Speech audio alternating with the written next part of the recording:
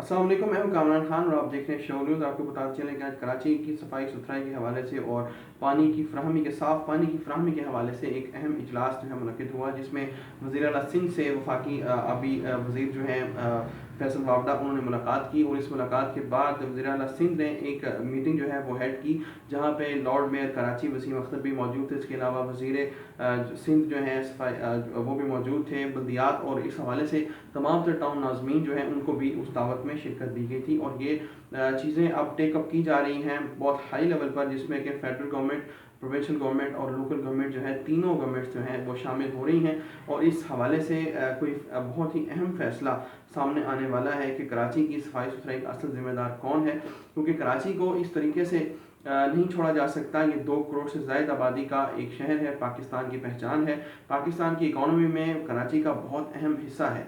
और इसी वजह से वहाँ पे होने वाले ये तमाम तर जो फ़ैसले हैं, तमाम तर जो मामलात हैं, उनका ताल्लुक डायरेक्ट पाकिस्तान की इकॉनमी से है।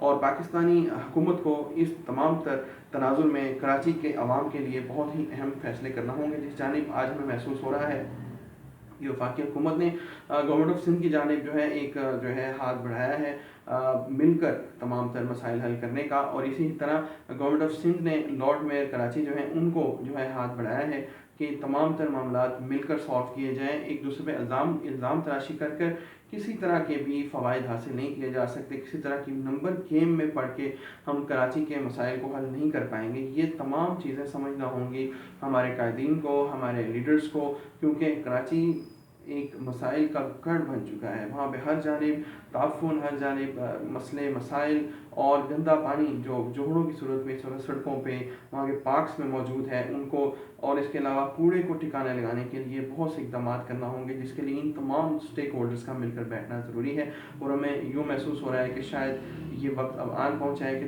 तीनों जो हैं स्टेक होल्डर्स, उन्होंने अपनी ज़िम्मेदारी कबूल कर ली है। देखते रहिए शो न्यूज़। कामरान खान को इजाज़त दीजिए। बहुत शुक्रिया।